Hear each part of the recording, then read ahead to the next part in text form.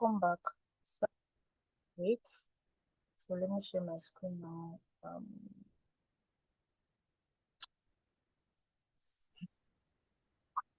Okay. Oh, all right. So yeah, we are here. We stopped at okay. We're trying to look for something to do with um products. Yes, products. So yeah, before we even go to that, please, this meeting might take an extra time, but I'll try to. I don't want to rush it, but I'll try to, cover all we have for today. So please, okay, in case, let's just draw our attention. So now, there is this aspect of data cleaning analysis. Like there are some figures that some are just figures, some are amounts, some are currency. Like, okay, when I say 30, I can mean 30 as an item, I can mean 30 as a code, and I can mean 30 as naira. So it is left for me as an analyst to determine which is a currency, which is a maybe which is entered as a quantity and the like. But the easiest thing is that's why we have this our row headers, our column headers, sorry, column headers. That's usually the first row of any data set. That will tell you the kind of record that's supposed to be in the cell. So for this particular column C now, we can see it is price each, that is price for each item, price for each item, price for each item, yeah. And this one we're having 95.7, it's 1.35. You can just round it up to, that's where formatting comes in. You can just round it up to maybe all numbers or just one place decimal, and we'll put our currency sign. So where do we do that? Our home tab, number, we change this from general to currency. Then if I want to reduce my what's it called? If I want to reduce my decimal points, I can reduce or I leave it at that. But for normal currency, I think it has to be two decimal places. So we'll leave it at that. And this sales now, we can see okay each for each order, because we're doing is order number quantity ordered. Okay, yeah, there's order ID. So for each order now, the sales for each order, this let me see if this has okay for each order now the sales. So this as it's supposed to be in currency. So I come here, select currency. You see, it gave me two decimal points. Yeah, so that's it. Okay, now let me do something. I feel our quantity ordered and price it should give us sales. Let me come in. Let me use this.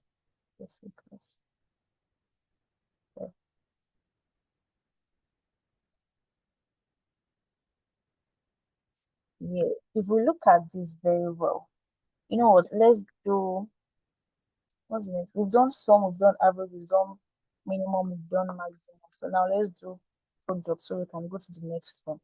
Looking at this on a normal ground, I have quantity ordered, I have price each. So you see, these two, they're supposed to give me my amounts for each order. So that is the sales, my amounts for each order. So let's do something.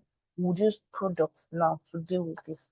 So I would use this multiplied by this to give me this, if this data set is correct. If this data set is correct, quantity ordered multiplied by price, it should give me sales. Now I'll go to a column after what I have.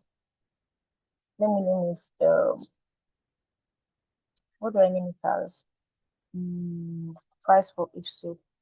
No, what do I name it as? Price, sure. Okay, yeah, let me name it SP. SP as in selling price. Yeah, so enter. Now selling price equal to products.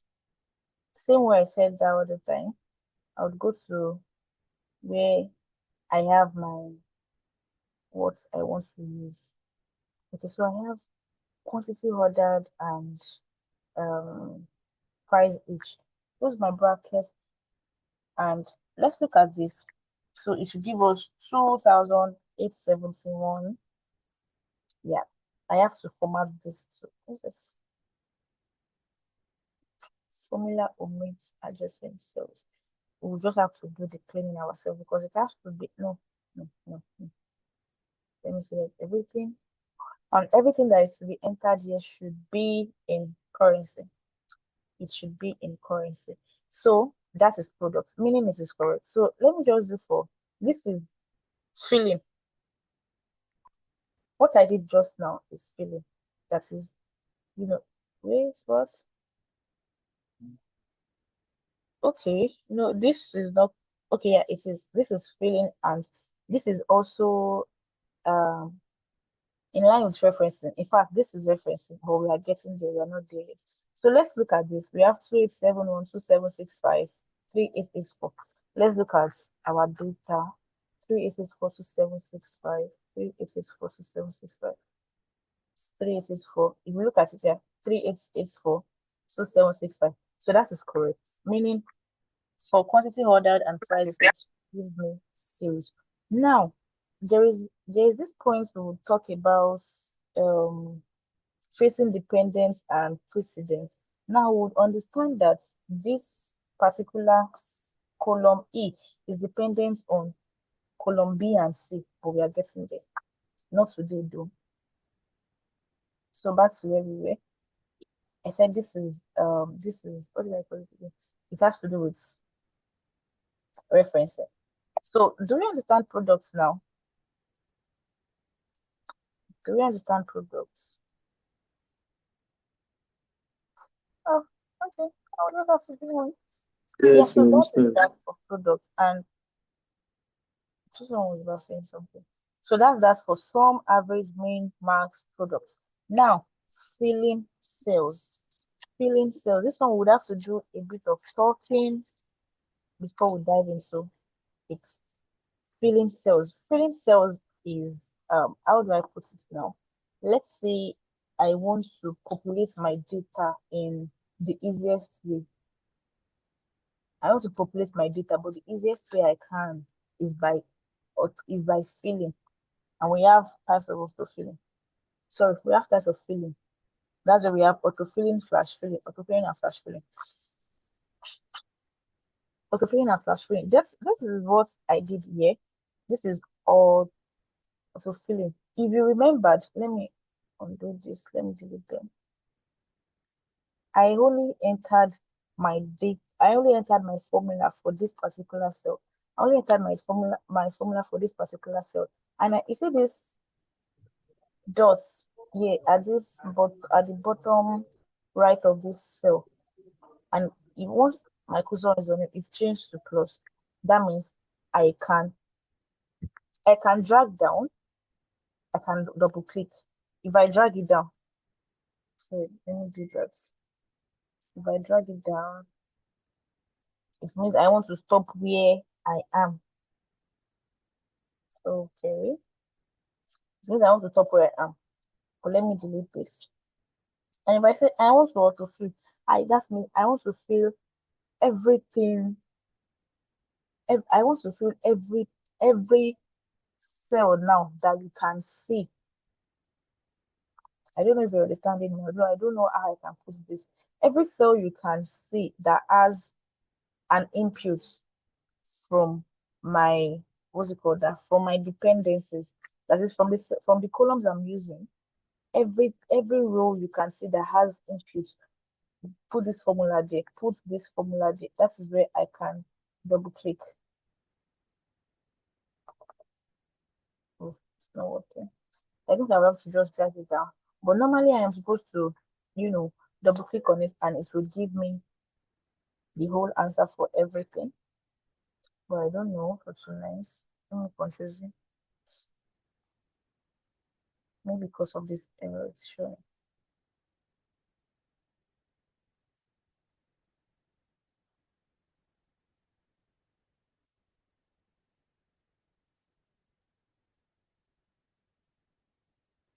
So let's come back here.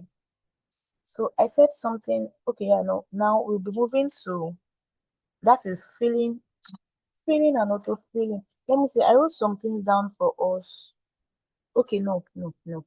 That is for absolute references. That's why I said we'll be dealing with referencing on that. That is why I wrote them together, filling cells and approach referencing, because in filling cells we are referencing. Yeah, one way or the other we are referencing. Because my formula originally was B2C2. But if I come here, if I come to row 12 now, I would have B12C12. Why? Because it is referencing a particular formula that was entered. Yes, it's referencing a particular formula that was entered. So that's what brings us to absolute referencing. Absolute referencing. Sorry, can anybody tell us what we understand by referencing at all? Like maybe English language referencing or mathematics or anything. Referencing, what do you understand by referencing?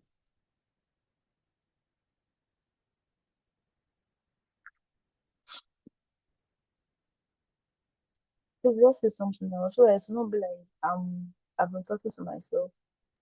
Please. Referencing is like I would say we make reference to something like taking Mm, something as a model. Yeah, let's say a okay. model Is to no one is saying anything? I populate think I was just something. oh, Mr. Anonymous, you want to say something? Yeah. When we say referencing is like Oh, making maybe he's something like having a issues model. with mic. I don't know. I feel he's trying to say something. So Can you let's hear me? continue.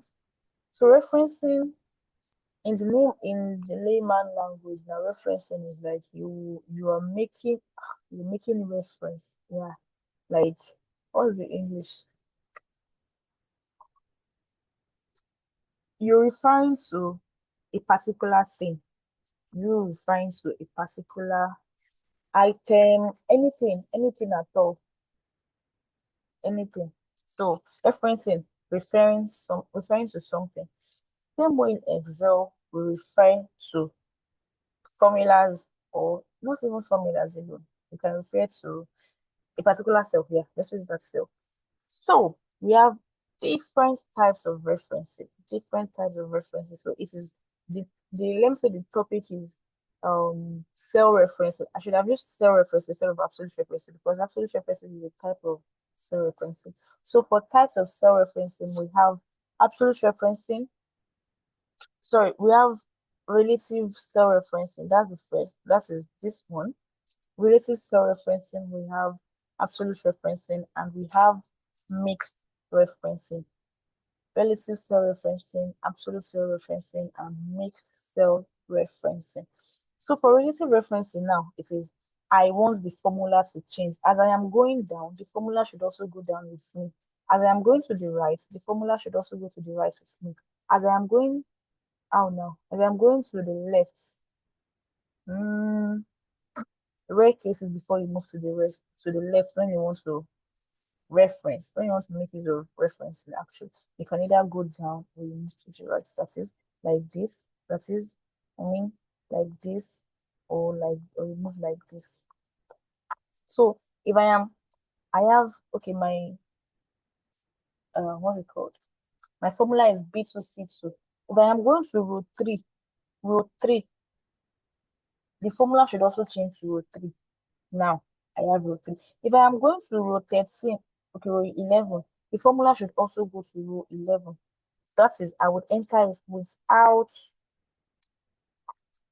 without any function. That is, it has to be B2 to C2, B2 to C2. If I am going down, it should go down with me. If I jump 10 steps, it should jump 10 steps together with me. Now I am on 11. If I move to 19, the formula should change to 19. That is, relative cell referencing is used when we want the formula that is applied to that particular cell or column or range or anything now to change accordingly. I am moving, it should move with together with me. It should change according to the number of times I move. I want to reference this particular now we are referencing a column. We're referencing a column and I am going downwards. That is, I am going down in rows. If I am moving, it should move together with me. That is, my formula should change. My formula should change in respect to how I move. Yeah, I can move down, I can move to the right. Anyhow. So that is relative cell referencing. Relative cell referencing. And we have absolute cell referencing. Absolute cell referencing. This one, it means Even though I jump 1,000 steps, do not move. If I jump 1,000 steps, do not move. I want the formula to remain static. So after cell referencing is used when a specific cell is used to fill orders. That is, the reference should not change. It should not be altered on no situation should the reference now be altered, should the cell reference be altered. So this means if I'm using absolute referencing, even though I go to uh, cell 2000, I'm just saying, my formula will still remain B2, C2. It will not be B2000, C2000. No, because I am using cell referencing. Now let's look at this. Now let's look at this. Let me do this. Okay, I think this is products, right? Yeah, products. So let me use products thing. PR, so PRO, products.